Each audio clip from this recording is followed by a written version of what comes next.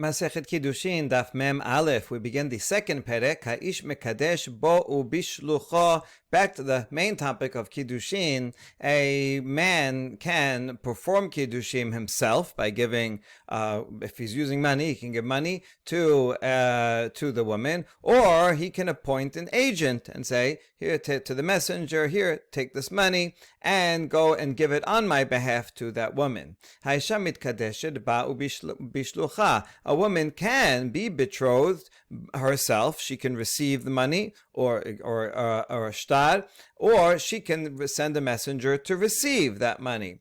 Ha'ish mekadeshet bito keshehi na'ara bo ubishlucho. A man can marry off his daughter when she is a na'ara, around 12 to 12 and a half years old. The father can accept money on behalf of his daughter without her consent, and he can do that himself. The father can also send someone. He can send a messenger and say, listen, go to that guy. He is going to betroth my daughter. I want you to accept the money on my behalf, and I am accepting it for my daughter, and the daughter doesn't need to get the money because she is a na'ara.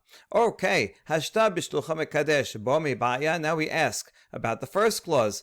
If a man can perform Kiddushin with a messenger, why do you need to tell me that he can do it himself? Isn't that obvious? Anything that you can do with a messenger should be able to do yourself. So it could have just said, Haish mekadesh bishlucha, and I would have known, bo. Why do I need this extra word?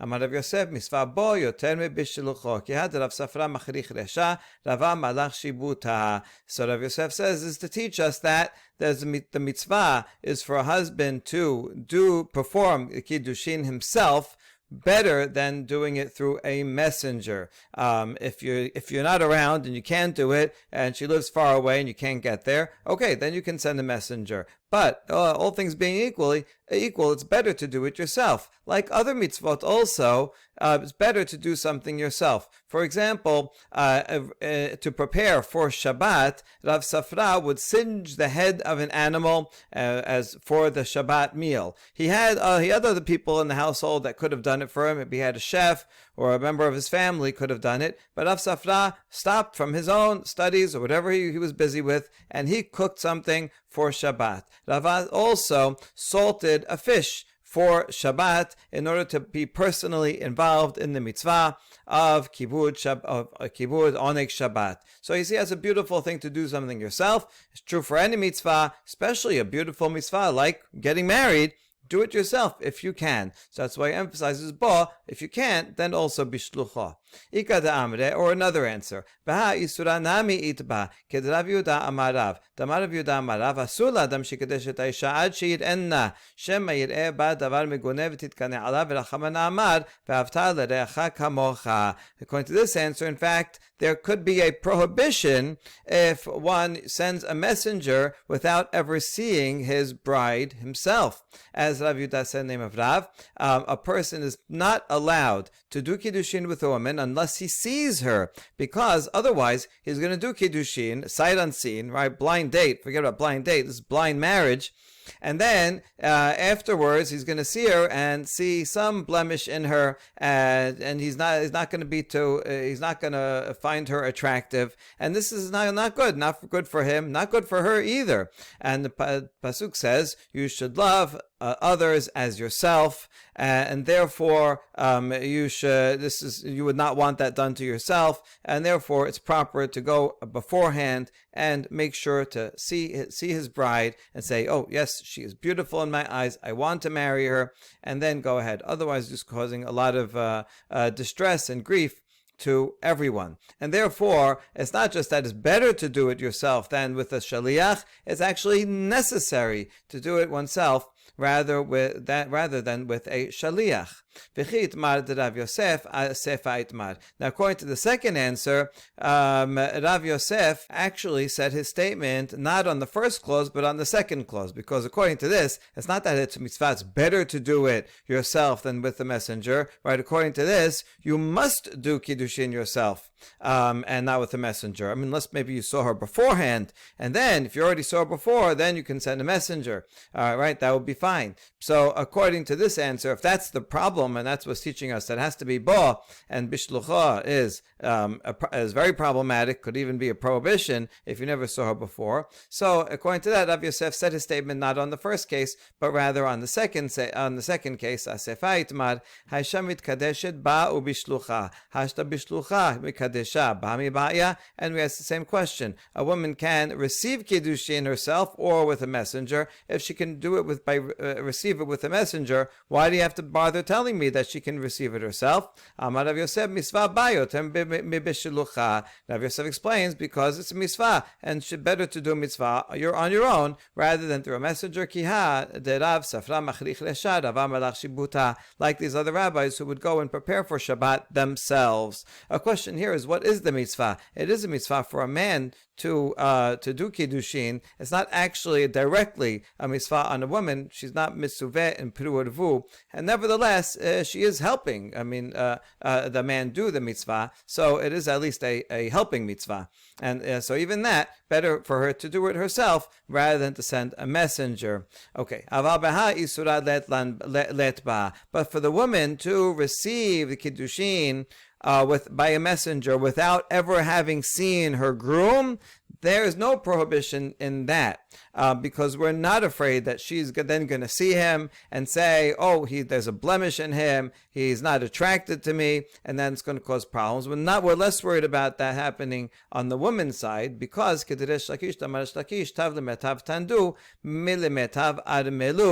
better, this is Persian words, better to sit as two bodies, meaning better for a woman to be married than to sit lonely like a widow. Therefore, it's more important for the guy what she looks like and all that, and he's going to be more upset. For the woman, she's happy to be married, and she'll learn to love the guy, even if he doesn't look like the perfect model. She's going to be less picky because it's important back then, especially when a woman that couldn't support herself financially, it was difficult for her to get a job, and so just to be alive, she needed to be married. So we're not worried about her not seeing the groom, but for the groom not to see the bride, that is a problem. Okay, and this is for that reason. I mean, now we usually go out on dates beforehand, but this is for the reason that we have the Ashkenazim have the bedekin, or Sfaradim, we or lift up the veil before the kiddushin to make sure he sees her and knows that this is the one for me. Haish mekadeshet bito keshihi na'ara. Now the third clause in the Mishnah said that a father can accept kiddushin for his daughter when she is a na'ara. We analyze keshi na'ara in keshi ketana la. It sounds like he can only do it when she's a na'ara, when she's 12 to 12 and a half, but not when she's a minor under 12. Mesayat le'rav da'amar Rav Yehuda amar Rav Item Rabbi Elazar asur la'adam shekadeshet bito keshi ketana ad shetigdol v'tomar befloni ani rosa. And this inference supports what Rav said, and others say Rabbi Elazar said it, that it's prohibited for a man to marry off his daughter when she is a minor. Rather, he has to wait until she's old enough that she can have some discernment and say, yes, I want to marry this person. And so even though biblically a father has the legal right to marry off his daughter when she's even young, it's not proper to do so, because when she's 8 years old, she doesn't know if she wants to marry this guy or not, and the father's putting her into a difficult predicament. Then, when she gets older, she could say, I don't want to marry or undo it, but it causes a lot of distress. And a father should not put a daughter into that situation. Once the daughter is 12, then already she's not all, she's already, the father still has rights to marry her off, but she's already old enough to be discerning and say, yeah, I like this guy. And then we have a better better chances that the marriage will be successful. Shilichut min elan detanya v'shilach melamed shehu oseh shaliach. Now, how do you know? What's the source that one can use a messenger for Kiddushin and in general? We're going to see a few cases. So we're starting off regarding this is the context of a get. All right, we could look at the pisukim here. V'chatab la'sefer kiritut v'natan biyadav v'shileha mibeto. So in the context, it's actually talking about the man, the husband, sending away the woman from his house. But nevertheless, it uses the verb to send. So we learn from that. It actually uses this verb 3 times. This is when she gets divorced from the second guy.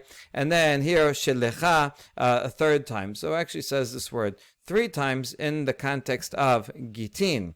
So we learn from this one of them that he can make the man can make a shaliach. Now v'shilecha melamed shehi osa shaliach. This could be learned either from the repetition of the verb or from the fact that it says that you could write it in a short way, v'shilach, and the long form, v'shilecha. So that teaches that she can also make a shaliach to receive her get. V'shilach v'shilecha melamed shaliach oseh shaliach. And from yet the 3rd instance of it, we can learn that the messenger can himself make a messenger. Messenger says, I can't make it all the way. Okay, can you? Messenger tells another guy, can you go and continue the messengership and go and give this money? Yes, he can do that too. Ashkechan begerushin. Good. So now we know the law regarding sending a get or receiving a get. Bekidushin minalan. How do you know that also applies to kiddushin? And if you say, well, we'll learn it from gitin, they're very similar. Entering a marriage, exiting a marriage. Yeah, but it's not. We can't learn it. It's not quite the same because a get can be given against her will. She doesn't have to agree to a get. So maybe in that case you'd say, yeah, there you can use a messenger because it's easier to divorce someone because she doesn't have to agree to it. Whereas for Kiddushin, a woman has to agree to be mikudeshet. So I might think that in that case you cannot use a messenger because it's harder to enter into Kiddushin. So we can't just learn it as from a generalization. Therefore, Amar Kirav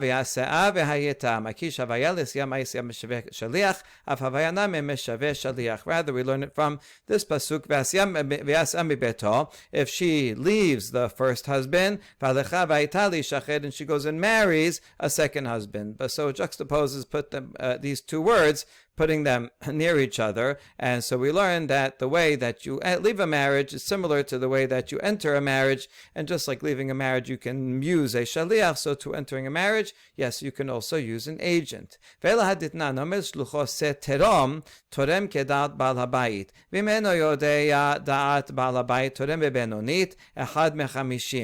now we're going to bring yet another case of using a messenger. This is regarding terumah. Someone says to his messenger, go and take terumah for me, right? There's my field over there. I can't get there. Go and separate terumah.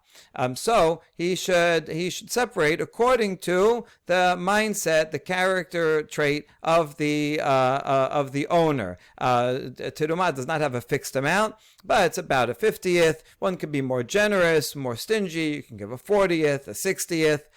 So the messenger, if he knows, this guy who sent me, the field owner, he's a very generous guy. So then he can separate a little extra. But if he doesn't know that this balabait, does he usually give a lot, give a little, then he should do the medium amount. Right? The medium amount is 1 out of 52%. And now if he, in the end, he did his best, he did about 50, instead of 50, he said, I think I'm going to do 10%, a 40th or a 60th, right? 10 more or 10 less.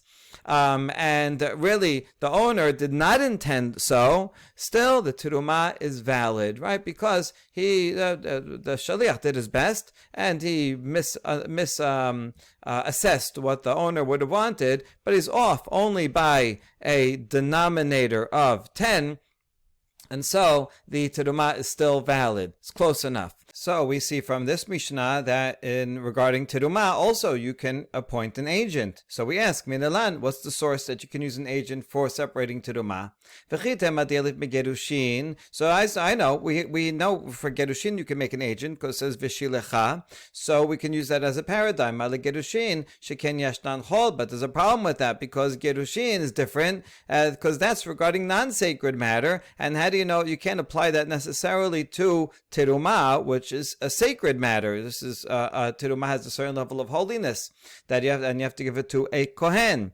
And so just because you can apply and send an agent for something not holy doesn't mean you can do it for something holy. Therefore, Amar Kera Atem Gam Atem Lerabot Et HaShaliach. So we're going to learn it from this pasuk here.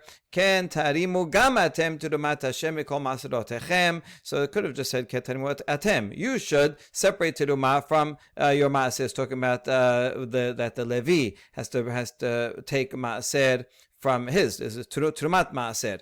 Okay, so it says gam atem, and it could have just said atem. So gam atem comes to include that you can use a messenger to separate terumah. All right, good. Now that we have that,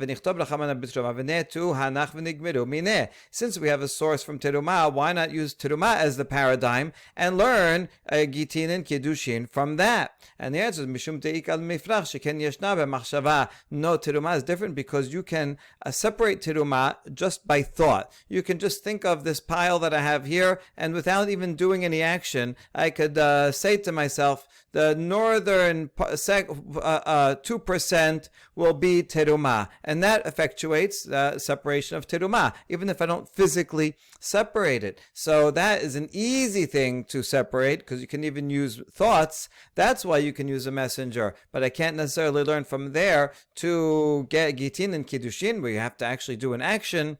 So I can't use that as a paradigm.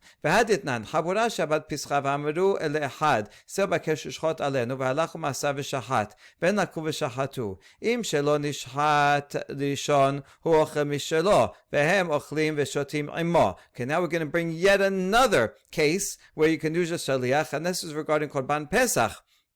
I don't have to go and do shechita and Korban Pesach myself. I can join into a group, and someone from that group can go and do the Korban Pesach on my behalf. And we see a Mishnah. Let's say you have a group, we have 10 people. We all decide we're going to join together and have a Korban Pesach, and we have an animal that we set aside for it. But then the animal got lost. So they told someone, go and look for the animal, and if you find our Korban Pesach, do shechita for on our behalf. Okay, he goes and he actually finds it. What do you know?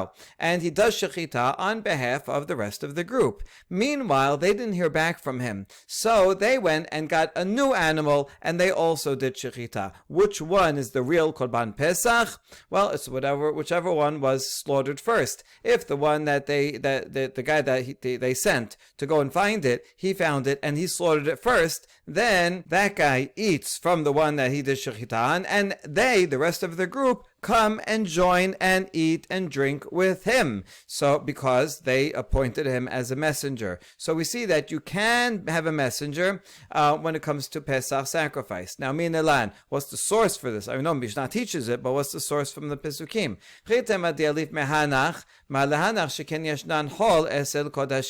And if you're going to say, I know, we'll learn from Gitin and Terumah, we had sources for those. Yeah, but those aren't good sources because those are chol compared to kodashim. Even though terumah is kodesh compared to get, which is more chol than it, but a korban, an actual korban that you're sacrificing, is kodesh compared to terumah, and so you can't use those as a paradigm because maybe something that you're making kodesh requires a higher level of involvement, and you can't do it by a messenger. So we answer nafka lemid Rabbi Yoshua ben Korcha אמר רבי יהושע בן קורחה, מניין ששלוחו של אדם כמותו, שנאמר ושחטו אותו כל קהל עדת ישראל בין הארבעים. Rabbi Yosha ben Korcha taught. How do you know that in general there's a principle that a messenger is like the person himself? If I can do it, I can appoint a messenger to do it. Oh, we can learn it from the law of Korban Pesach, where it says that all the congregation of Israel will slaughter it in the afternoon. Now, is this literally possible? Does every single one person need to bring their own sheep and slaughter it? That's not necessary. Actually, it'll be wasteful because you have to eat it within a certain time period. Then you can't eat a whole sheep. Rather, just one of each group slaughters it. You get 10, 20 people together, and one of them slaughters it. So we see from this pasuk that a messenger is like a person. So you see that Korban Pesach, Korbanot in general, have their own derivation. So now we ask, why not use that as a paradigm? So how come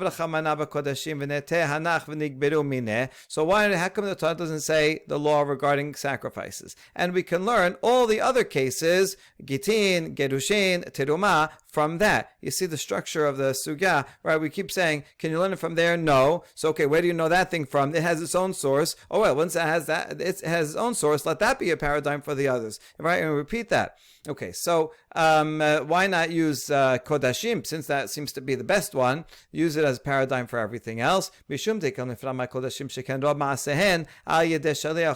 sacrifices, most of the actions are performed in any case by an agent, meaning the Kohanim. Anytime if I bring a sacrifice, I'm allowed to. I can bring it. I do semicha. I'm allowed to do shechita, even in the Baalim Kiddush shechita. But then from then on, the Kohanim take care of it. So in that case, it's anyway going to be a shaliach. So therefore, maybe Kodashim cannot be used as a paradigm for other things where I'm doing the whole thing myself. I'm doing the whole Gitin, the whole Kiddushin, the whole separation of Terumah myself. Okay, so indeed, there's no way we can learn any one of these laws from any one of the any other one of the laws. But how about two? Tete hada mitarte. Maybe if we join two together, then the deficiencies in each will cancel out, and we can use two as a paradigm for others. So hetiti, which two are we going to bring together? Okay, so if the Torah would not write regarding Korban Pesach and Kodashim, I could learn it from the others, right? No, no, all the other ones, Terumah and Gitin, are both less sacred than Kodashim, so I can't learn those two together. So try again. Okay, don't write regarding get, and I could learn from Korban Pesach and Terumah, but that's no good. But those two, they can be designated by thought alone. Terumah, as we already said, and the Korban animal also, you can designate in your heart, this is going to be an Olah. This I'm going to use for a Korban, and then it is sacred, which is not true for a get. So that we can't do it that way. But how about we try this? Don't write the pasuk regarding Terumah gam atem, that extra gam, and I would be able to learn it from the other two, Kodashim and Gitin, and if you put those two together, any deficiencies that they have will cancel each other out, and you can use those two to learn Terumah. And we say, Hachinameh, you're right, you really could do that. Okay, so now that we've figured that out, we have to go back to the drawing board. Ve'ela atem gam atem lamali. Then why do I need that dirasha, that extra gam? We used it to learn that Terumah you can have a messenger, but now I know that already because I learned it from the other two. Rabbi Yanai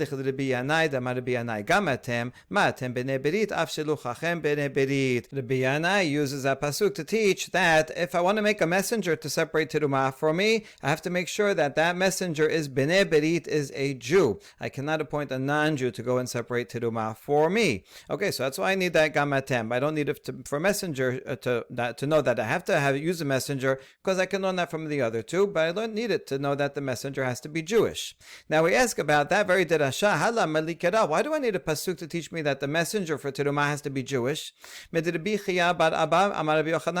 can learn it from the statement of Rabbi Yochanan.